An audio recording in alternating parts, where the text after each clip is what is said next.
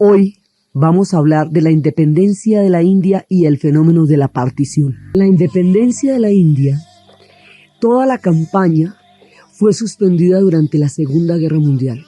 Gandhi le había escrito una carta a Churchill diciéndole que no tiene honor quien ataca a un enemigo en peligro, y que mientras Inglaterra estuviera en su hora aciaga, en el momento más terrible de la historia, sola defendiendo a Europa contra los nazis antes de la entrada de los Estados Unidos a la guerra, y cuando la guerra relámpago ya había acorralado a todos los ejércitos aliados, la India suspendería la campaña de la independencia, y la suspendieron durante la Segunda Guerra Mundial. Y fue una lección histórica igualmente maravillosa. Entonces, además desde otro punto de vista también era una cosa tremendamente astuta, porque es que si hubieran ganado los nazis no hay sujeto. De eso no se había podido sacar nada, nadie hubiera podido sacar nada de eso tampoco. Entonces, para la campaña de independencia. Y cuando ya termina la Segunda Guerra Mundial, quedan las cosas claritas. Inglaterra queda del bando de los vencedores, terriblemente maltrecha y estremecida, pero del bando de los vencedores. Las cosas quedan claras, entonces bueno, ahora sí en qué íbamos, y entonces arrancan otra vez.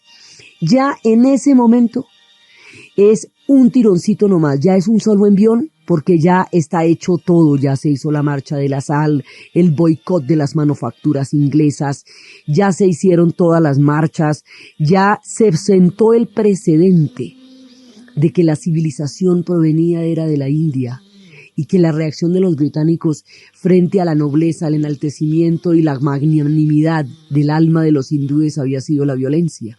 Entonces ya todo lo que el mundo tenía que ver y la lección histórica que se tenía que dar ya se había dado, por un lado. Y por el otro lado, Inglaterra estaba exhausta, había quedado tan supremamente destruida en la Segunda Guerra Mundial, había sido tan grande su sacrificio, tan terrible su hora de horror, que realmente, por mucho que le doliera y por mucho que algunos se opusieran, incluido Churchill, por mucho que intentaran, ya no tenían realmente con qué asegurar el imperio, ya no tenían la fuerza para oponerse a una decisión tan supremamente inquebrantable como la que habían demostrado los pueblos habitantes de la India de independizarse.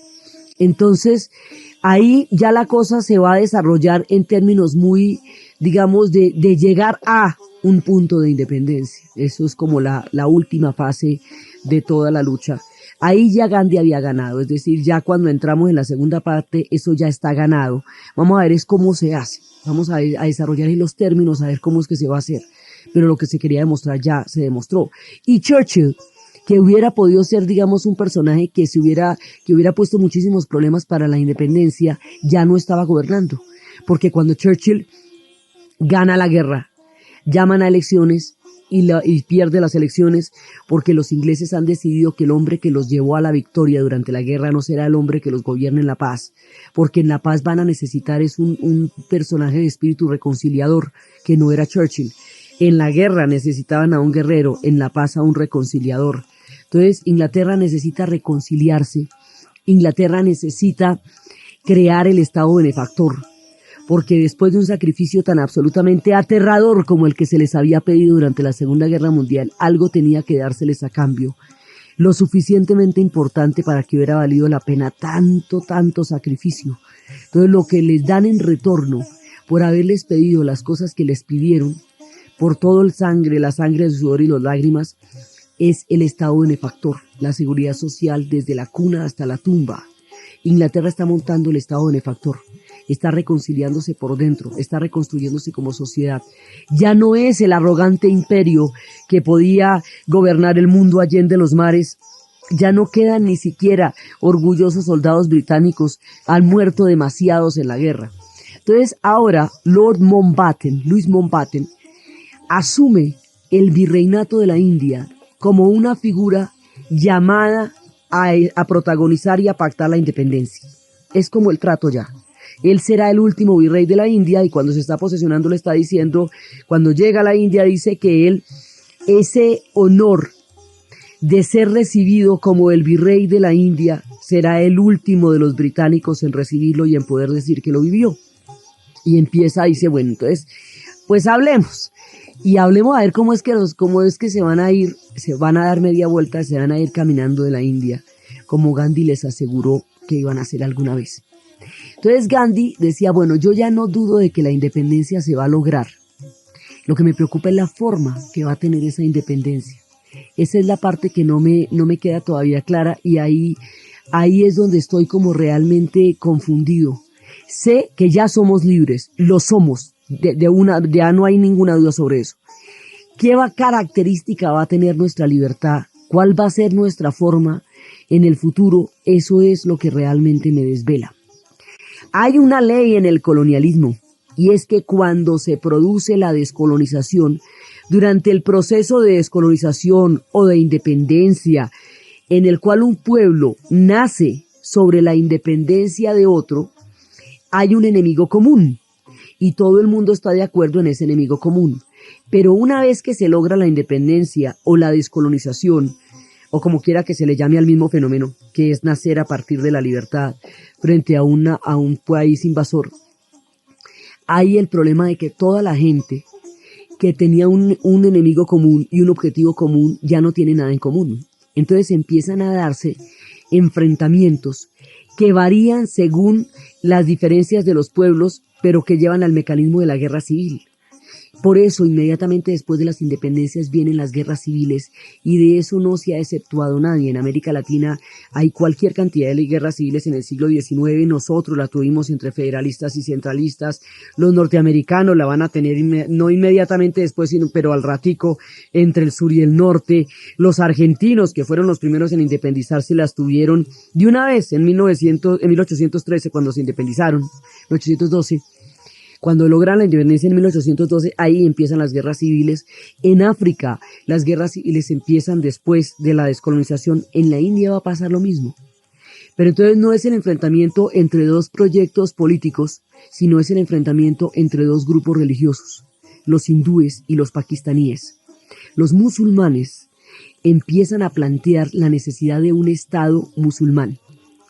Temen que la independencia de la India los vaya a tratar como una minoría y los vaya a deprivar de derechos y los vaya a someter. Dicen que ellos no quieren pasar de la dominación inglesa a la dominación hindú y como ellos estuvieron apoyados en los ingleses siempre se apoyan en un grupo contra otro. Entonces durante mucho tiempo se apoyaron los musulmanes contra los hindúes porque esa es la característica del colonialismo. Esto de divide y triunfarás, pues de todas maneras Maquiavelo es europeo, no le puede olvidar a uno eso. Y esa estrategia la utilizaron en todas partes, desde las tribus aztecas que Cortés dividió hasta las tribus incas, todas han sufrido ese fenómeno de apoyar a un grupo contra otro. Entonces los musulmanes están pidiendo un Estado independiente. Ese pedido está encabezado por un hombre llamado Ali Jinnah. Ali Jinnah, que es el forjador del Estado de Pakistán, es un personaje que tiene, digamos, dificultades muy grandes para relacionarse con Gandhi y Gandhi para relacionarse con él. Gandhi lo llamaba el hombre con un problema para cada solución. Decía que era bien complicado negociar con él porque bloqueaba las cosas, siempre bloqueaba las cosas. Aquí hay una paradoja de la historia. Jinnah va a plantear la partición como condición de surgimiento de la nueva India. Y aquí pasa una cosa muy grave. Se supone que la partición se hace para impedir la guerra civil, pero la partición va a generar la guerra civil. Gandhi considera que la partición de la India es una fatalidad de lo peor que pueda pasar, porque alborotar los odios entre hindúes y musulmanes va a llevar a ríos de sangre que no se van a poder contener y que van a llenar de odio los corazones de un pueblo que se ha llenado de paz, de dignidad y de amor para independizarse. El mismo trabajo que él considera que fue tan importante para llevar a la independencia se puede voltear en el momento en que las personas sientan odio. Digamos, el odio que va a implicar el enfrentamiento entre hindúes y musulmanes es lo que más le preocupa a Gandhi, el odio en los corazones. Porque cuando se prenden esas semillas de odio son muy difíciles de arrancar y muy difíciles de cambiar, y eso era lo que a él le preocupaba más que nada. Pero las fuerzas se van polarizando. Jinnah no va a admitir otra posibilidad. Y es más, Jinnah va a morir al poco tiempo. Jinnah estaba gravemente enfermo cuando se dieron todas las circunstancias de la partición, y como en esas cosas de la historia, si de pronto la partición se plantea o se pospone más tarde, a lo mejor no se hace, porque ya muerto Jinnah de pronto ya no hubiera tenido esa capacidad de liderazgo que él tenía. Pero él estuvo ahí, él partió la India y luego él murió. Entonces la India se va hacia la partición, y la partición implica arrancarle un pedazo del corazón a la India, que es toda la parte del norte, que fue el imperio del antiguo reino mogol y el último de los florecimientos de los reinos de la India antes de la llegada de los británicos. Entonces, nadie se pone de acuerdo en cómo se va a dar esta partición, porque es muy difícil, que si por el río, que si por la montaña, que si por este lado, que si por este otro, y nadie sabe cómo se va a hacer eso. Entonces se toma una decisión, y es que vengan 3 ingleses que nunca hayan visto la India y la partan a pinochito, es decir, sin conocimiento de causa, para que lo que resulte lo respeten ambos, porque ninguno de los dos ha decidido exactamente de qué manera se va a partir la India. Y esto va a quedar como quede, y eso es lo que vamos a ver después. La partición de la India va a generar una gran cantidad de heridas que todavía no se han podido sanar. La partición de la India le va a producir a Gandhi una zozobra en el corazón terrible, y le va a costar la vida además.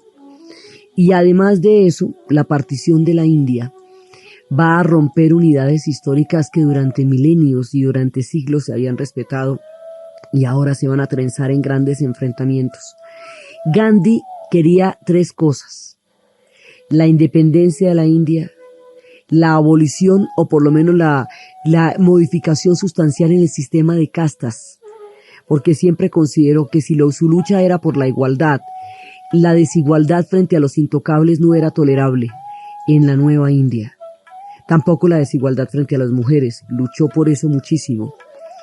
Y quería una sola India. Decía que los musulmanes y los hindúes son los 2 ojos de la India. Entonces él se opuso a eso con todas sus fuerzas, pero en ese momento se dan dando polarizaciones tanto entre los musulmanes como entre los hindúes, y también empiezan a aparecer en las filas. Ahí hay muchas divergencias, porque ya viene el tiempo de formar el país. Entonces hay quienes quieren un país industrializado, occidental, moderno. Gandhi dice que eso hay que tomarlo con beneficio de inventario, porque importar las miserias de Occidente tampoco haría más grande a la India. Entonces, cuando él empezó a reconstruir todo el tejido social a partir de la artesanía, se da cuenta que soluciones que a la India la pueden devolver a sus cauces históricos no necesariamente pasan por el mundo industrial. Él no consideraba que Occidente fuera la panacea, ni hubiera encontrado la solución a los grandes problemas de la vida. Entonces él dice, eso hay que tomarlo despacito, porque hay cosas que nos pueden servir, pero hay cosas que nos arruinan. Pero hay toda una tendencia de todas maneras modernizante. Hay todas las preguntas de cuándo se va a hacer un país. Gandhi tiene una posición muy clara frente a todo esto. Entonces, en un momento dado se desatan las oleadas de violencia más terribles, primero en Calcuta, pero de violencia, esto es que se desatan los odios y llegan los trenes cargados de gente muerta que han matado en el camino, hay emboscadas, hay enfrentamientos, hay un desplazamiento de pueblos gigantesco, porque 12 millones de personas se van a estar movilizando en ese año. Toda la gente que está al sur de la India y que es musulmana va a empezar a emigrar hacia el norte. Y toda la gente que está al norte de la India y que es hindú y que correspondería al territorio de Pakistán va a empezar a emigrar hacia el sur. Entonces, mientras nos cambiamos de vuelta, ahí hay 12 millones de personas movilizándose de un lado para el otro, y en esa movilización se dan enfrentamientos durísimos. Entonces, cada vez que esos enfrentamientos se daban, Gandhi ayunaba y ayunaba y ayunaba. Y en el primer ayuno logra parar la violencia en Calcuta por la presión moral que su ayuno ejerce sobre la conciencia de su pueblo. Y así, ya ver, y me les muero, mejor dicho. Entonces decían, no, yo soy capaz de cargar con los crímenes tan horribles que he cometido, decían algunos, pero no con la conciencia del alma del Mahatma. Entonces paraba la violencia. Pero era una dinámica muy compleja, esa guerra civil va a ser pavorosa, Es un año, pero es un año gravísimo. Y después hay un momento en que la violencia se ha desatado con tales características que ha sido una manera tan terrible que Gandhi dice, mire, yo estoy dispuesto a hacer absolutamente lo que sea por evitar esta violencia y por evitar la partición. Si para evitar la partición habría que darle el gobierno a los musulmanes, pues le damos el gobierno a los musulmanes. Pero aquí no puede haber partición porque la partición va a generar una cantidad de problemas que no vamos a poder solucionar en el futuro. Entonces, él toma la determinación más radical, es hablar con los musulmanes, pactar con ellos y si quieren que gobiernen, pero que la India se mantenga unida dentro de todos sus límites históricos. Cuando toma esa decisión y ya lo va a hacer al día siguiente, esa tarde, cuando estaba recibiendo la gente que iba a saludarlo y que iba a orar con él, un hombre de la casta brahmin, disfrazado en ese momento, se cuela entre la multitud y lo asesina. Y mata al alma más grande del siglo XX. Asesina al hombre más maravilloso que dio el siglo XX, y el siguiente, porque nos tocaron dos en ese siglo, que sería Martin Luther King, tomando todas las experiencias y las lecciones del Mahatma para el sur de los Estados Unidos, también sería asesinado. Perseguidos por el odio y la intolerancia, mueren estos hombres de alma grande.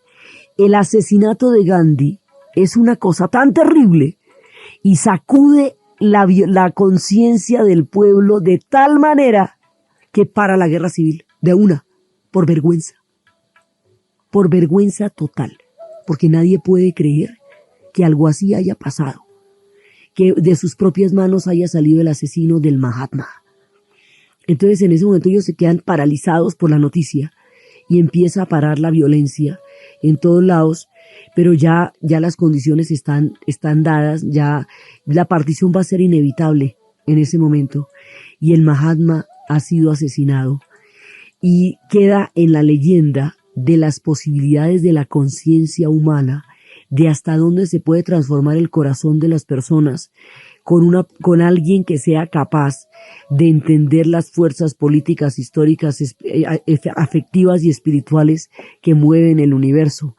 Después Albert Einstein diría de él, las generaciones futuras no podrán concebir que un hombre así alguna vez haya habitado el planeta Tierra.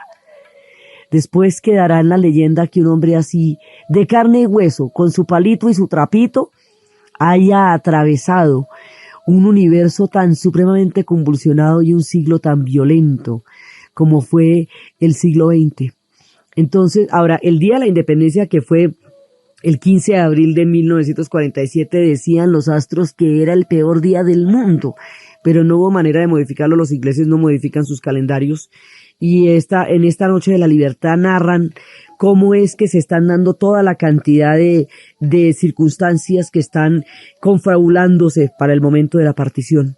Entonces la partición, todo esto, digamos, es terriblemente doloroso porque cuesta el asesinato de Gandhi, cuesta casi 1 millón de personas muertas en esa guerra civil breve, pero muy sangrienta, porque con estos tamaños de población donde se enojen, eso es muy bravo.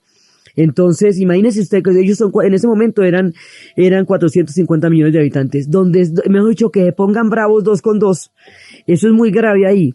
Entonces, en este momento la India marcha hacia la partición, y la partición, los, digamos, hindúes y musulmanes se ponen de acuerdo en que la hagan 3 ingleses, como mejor les parezca, digamos, de una manera arbitraria, para que no haya ningún peso en la decisión, ni de unos ni de otros, y nadie pueda echarse la culpa entre sí de la partición.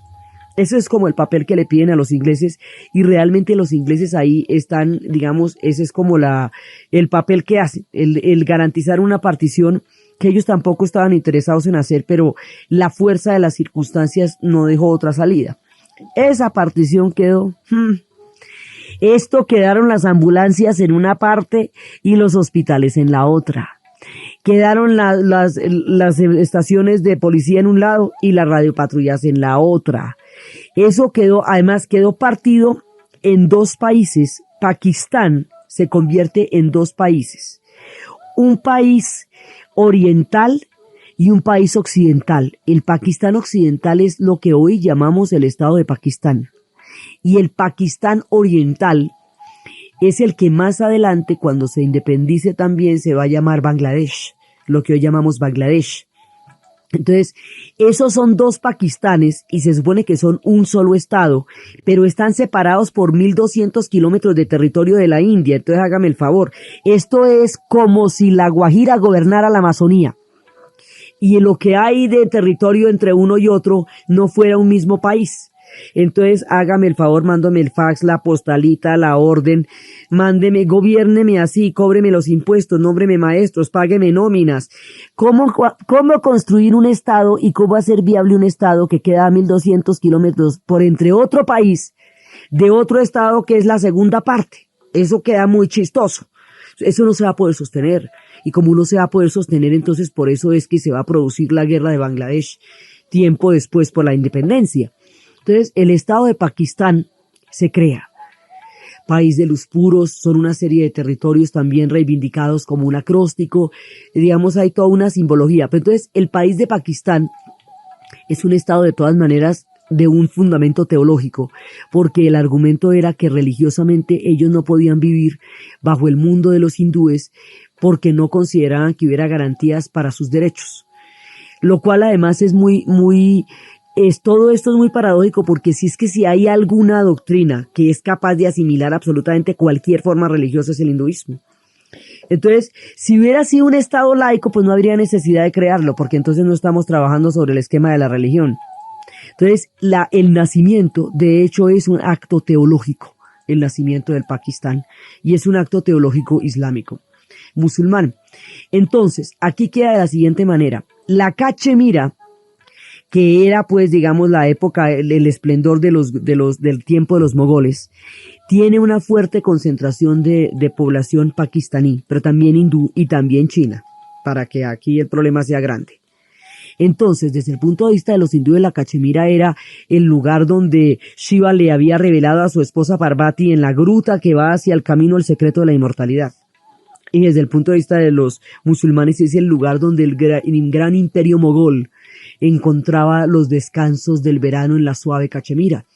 Entonces, unos y otros tienen reivindicaciones históricas de un profundo imaginario que coinciden con la Cachemira. La Cachemira quería ser independiente, pero el ejército pakistaní invadió la Cachemira inmediatamente después de la partición. Entonces, el ejército hindú invadió la Cachemira para poder sacar al ejército pakistaní y lo sacó de allá. Pero la Cachemira quedó bajo la protección de los hindúes, quedó formando parte de la India. Hoy por hoy, la India no la suelta, no la va a soltar, y los pakistaníes reclaman más o menos la mitad de la Cachemira como suya, porque mucha población de ahí es islámica. Los chinos también han estado en esta reclamación y en un momento dado dijeron que ellos eran hermanos de los hindúes y que los chinos eran bye bye con los hindúes, eran hermanos de los hindúes, y entonces los hindúes retiraron las tropas que tenían del lado chino de la Cachemira porque los otros salían con banderitas diciendo que eran hermanos. Entonces los otros llegaron y metieron las tropas y les quitaron un pedazo de territorio ahí que porque era chino, así rápidamente, 1, 2, 3. Entonces esto es un problema de nunca acabar, porque nadie se pone de acuerdo, y mientras no se ponen de acuerdo, la preciosa Cachemira, con sus hermosos ríos, con su clima suave y precioso, con su azafrán, con sus cabras que producen el cachemir, y con todas las características paradisíacas con las cuales se hizo en ese umbral del Himalaya, arde.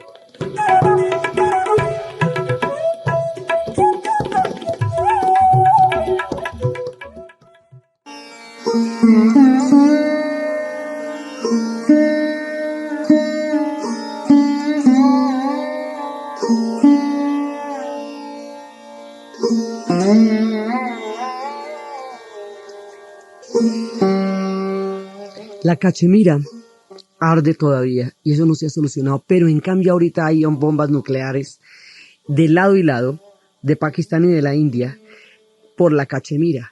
Entonces la Cachemira, desde el momento de la partición hasta ahora, ha tenido como 5 guerras grandotas y enfrentamientos continuos.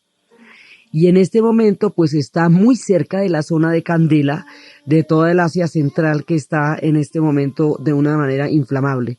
Pero el origen de todos estos conflictos es la partición. Por otro lado, existe otro pueblo que habíamos hablado de Nanak, el personaje que se había sumergido en un lago y había salido a los 4 días, después de que todo el mundo pensó que se había ahogado. Entonces cuando salió le dijeron, bueno, ¿y qué esto qué fue? Dijo, no, pues ¿cómo les parece que vi a Brahma? Vi el rostro de Brahma y resulta que Brahma no es ni hindú ni musulmán. Ah, no. Entonces empezaron a seguirlo hindúes y musulmanes a lo largo de su vida. Cuando ya iba a morir, porque él sabía qué día era el que iba a morir, había la lucha de cómo lo iban a enterrar o cómo lo iban a cremar. Lo cremarían si moría por el rito de los hindúes, lo enterrarían si moría por el rito de los musulmanes. Entonces él dijo que pusieran flores frescas alrededor de su cadáver, al lado y lado, a un lado los hindúes, a otro lado los musulmanes, y que cuando él muriera al otro día, cuando llegaran a ver el cadáver, las flores que estuvieran más secas, más limpias, más frescas, las flores que estuvieran más frescas, así sería la manera como sería su rito mortuorio. Al otro día, cuando fueron a mirar, ambos ramos de flores estaban igualmente frescas, es decir, cualquiera de las dos cosas valía.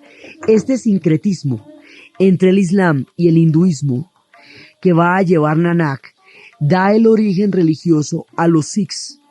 Los Sikhs son los habitantes de un estado que es el estado más rico de la India, que es el Punjab.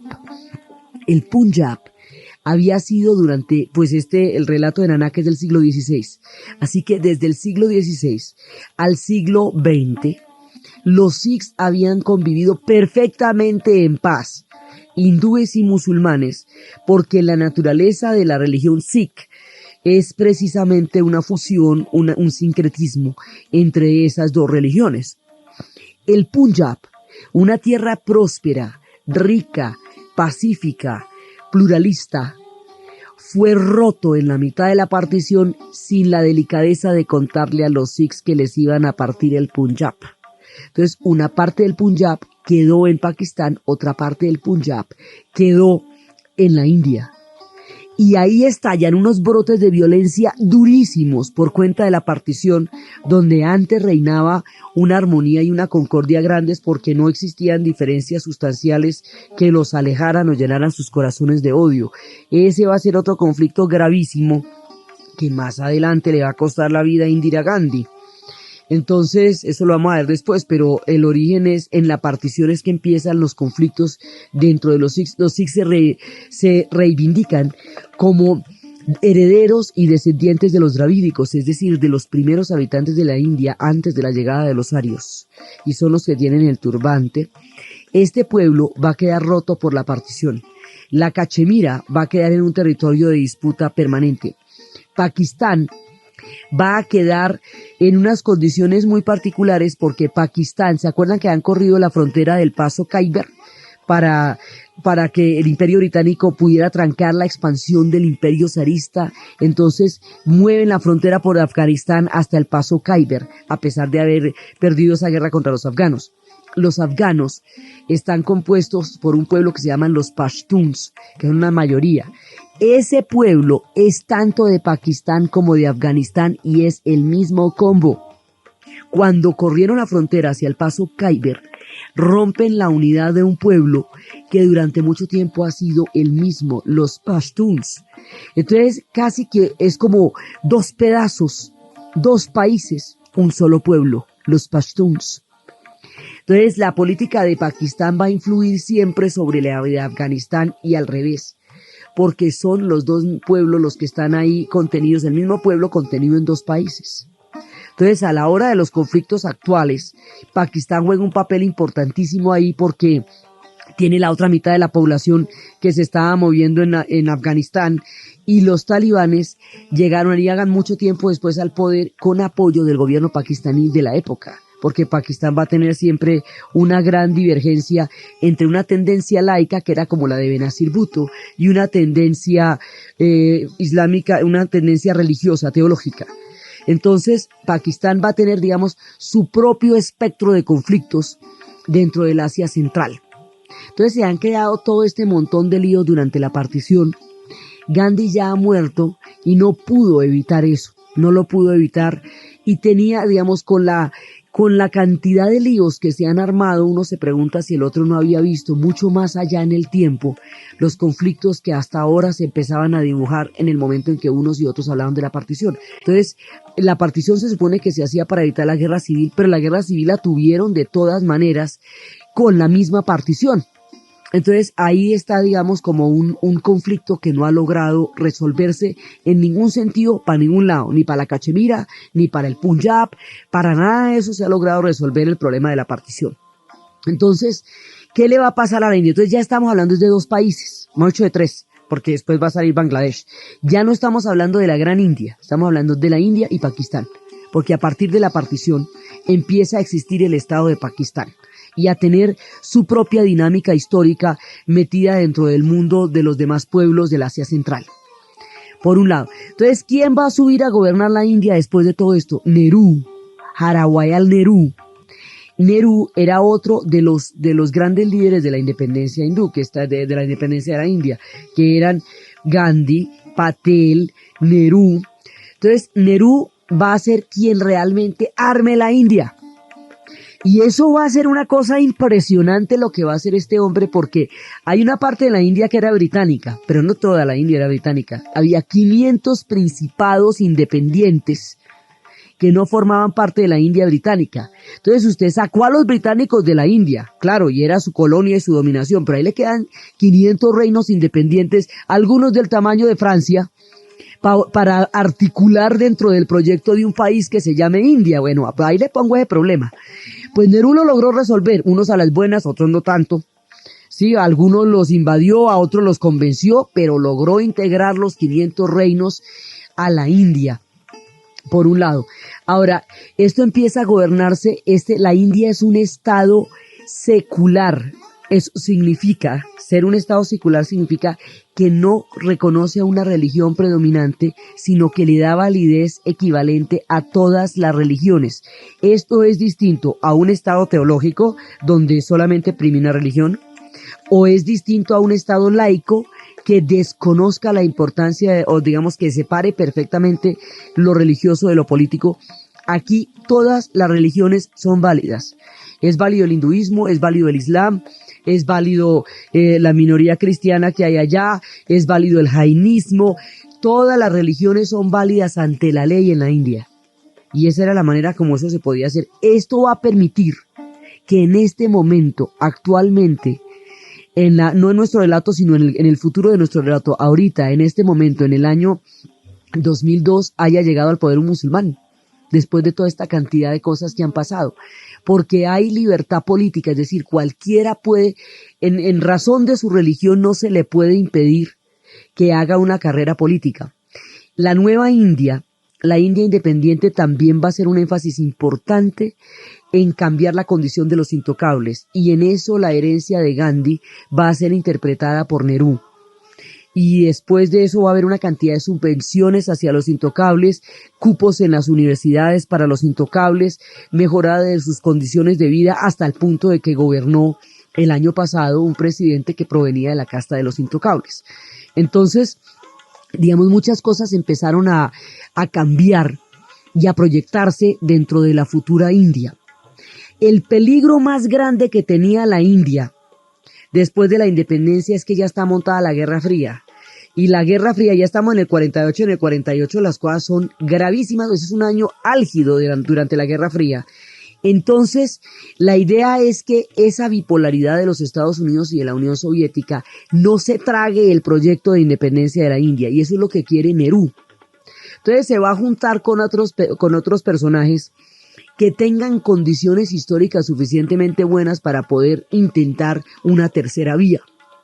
Uno de ellos es Tito, porque Yugoslavia derrotó solita a los alemanes y fue el único, a los nazis, y fue el único país fuera de la Unión Soviética que contó ese cuento en Europa.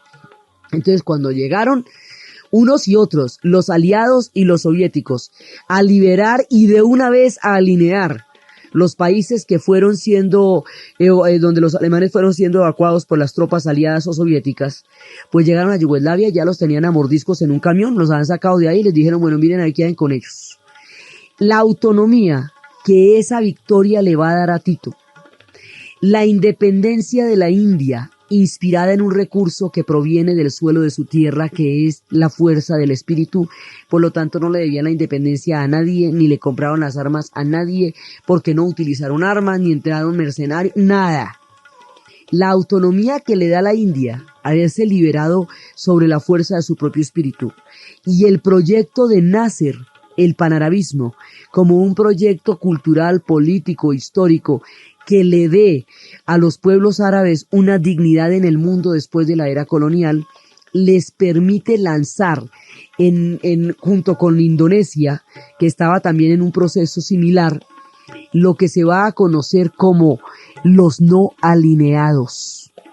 Los países no alineados, integrados originalmente por Tito, por Nasser, por Nehru y por Suharto, estos países no alineados tienen como objetivo establecer unas condiciones de independencia distintas a la gravitación entre los Estados Unidos y la Unión Soviética. Y eso es lo que intentan hacer. Ahora, el mundo será cada vez más estrecho y más bipolar, y cada vez será más difícil mantener lo específico de un conflicto por entre esta ajedrez macabro que terminó metiendo a todo el mundo dentro de sus dinámicas de polaridad. En ese ajedrez geopolítico, los no alineados empiezan a intentar una tercera vía, y más adelante en la conferencia de Bandung en Indonesia se va a plantear un término histórico, los países del tercer mundo, es decir, todos los pueblos que no forman parte del mundo de las potencias, y la mayoría del planeta Tierra.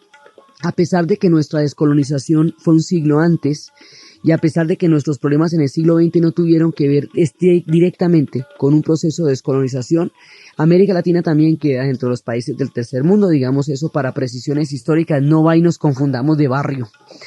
Entonces, resulta que empieza una conciencia de una nueva forma de abordar el orden económico y social, que dé oportunidades a los pueblos más empobrecidos y a los pueblos que están recién naciendo y que están despertando al alba de las independencias. Ese es el proyecto. Pero resulta que la bipolaridad de la Guerra Fría va cerrando filas, y los norteamericanos se van a apoyar en Pakistán para buscar su presencia en la zona. Y eventualmente, a pesar de todos los intentos de una neutralidad, la India va a terminar apoyándose en la Unión Soviética.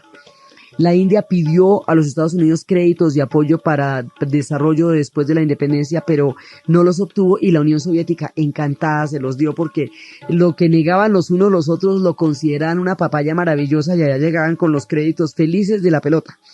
Entonces, de todas maneras, ellos crearon ese referente histórico, pero la bipolaridad de la Guerra Fría terminó por absorber, y ahí el conflicto de la India y Pakistán, que era un problema entre hindúes y musulmanes, se nos vuelve un problema de la Guerra Fría. Entonces, se contamina de la dimensión de la Guerra Fría, y la mecánica de la Guerra Fría hace que la especificidad de un conflicto, su origen y sus características se pierda dentro del enfrentamiento este-oeste. Entonces, el otro peligro que tienen ellos en sus enfrentamientos es que les toque un orden mundial encima que incluya sus conflictos en los conflictos que el orden mundial está generando, como les puede llegar a pasar ahorita con la Cachemira, que ellos están estacionados en una zona peligrosísima donde se quieren armar muchísimos incendios. Pero la India empieza su vida independiente.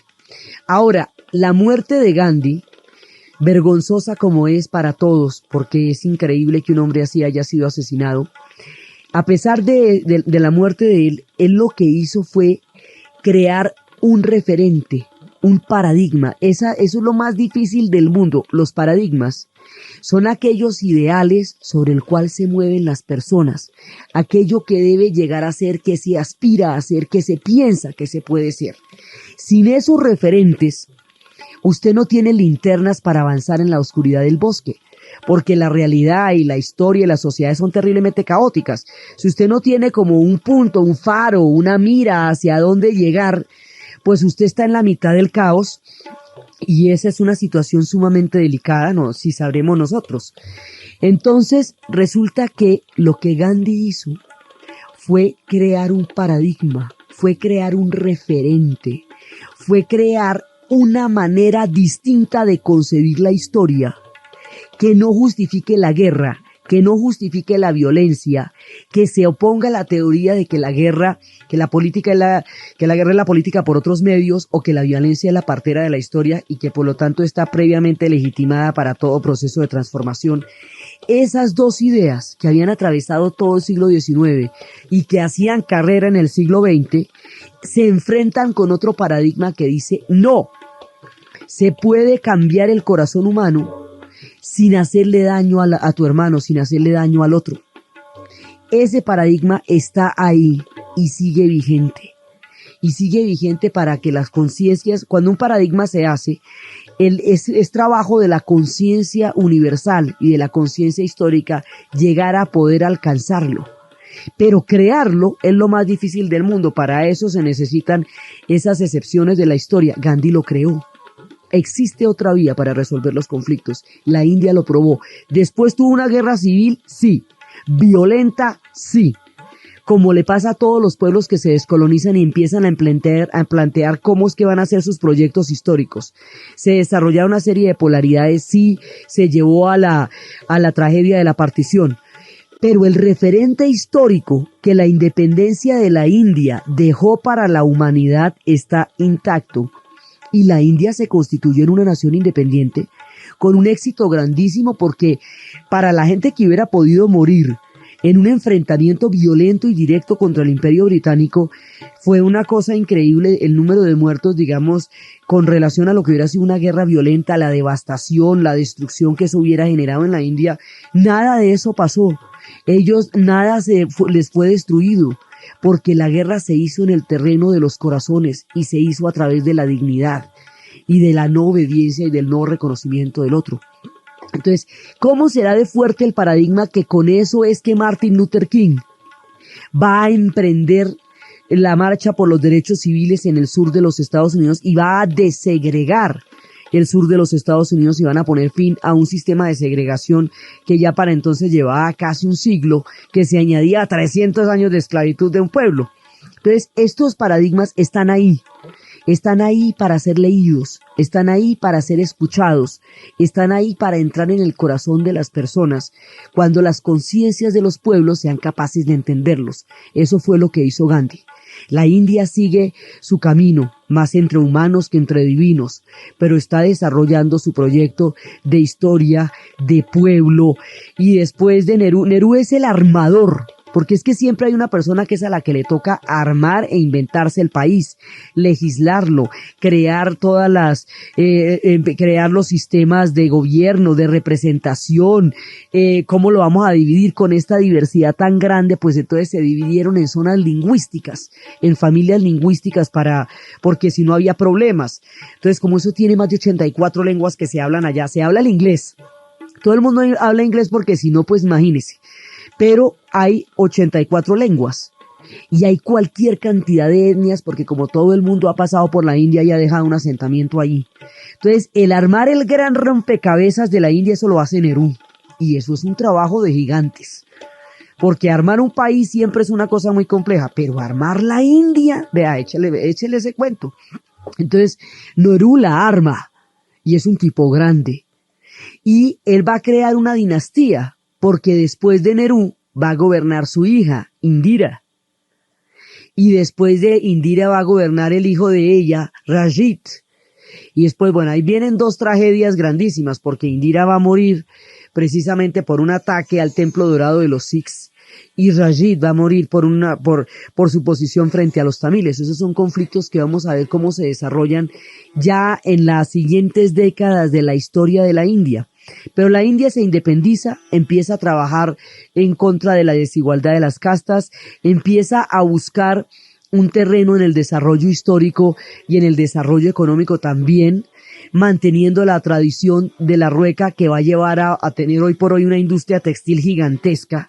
Pero la India empieza a buscar el equilibrio entre el progreso y la tradición, entre el punto de su ancestral paso por la tierra y la mitad del siglo XX en la cual nace como país. Entonces empieza a buscarle el equilibrio a las dos fuerzas y va a tener grandes desarrollos en uno y otro sentido. Hoy por hoy la India es uno de los países que se ha constituido una potencia en lo que a sistemas se refiere.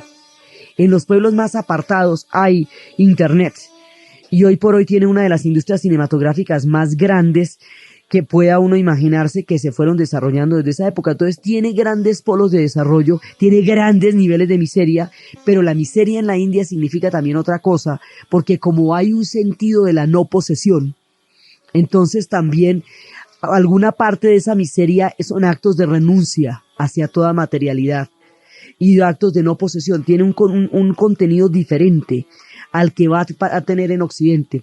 Muchos personajes van a pasar por la historia de la India.